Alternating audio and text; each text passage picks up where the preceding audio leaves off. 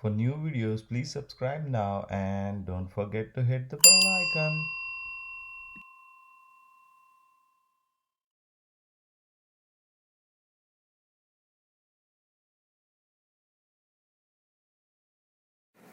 Hello friends, today we're gonna learn single digit addition using Abacus beats.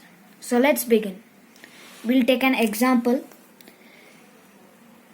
3 plus 5 and 6 plus 3.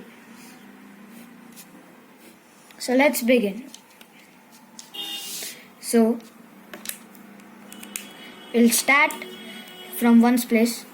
It's 3. So take 3 bits up and this upper bits represents the value of 5. So 5. So now count it. 5, 6, 7, 8. So answer is 8. Now 6 plus 3. So 5 and 6 plus 3. 1, 2, 3. So count it. 5, 6, 7, 8, 9. So answer is 9. Thank you guys.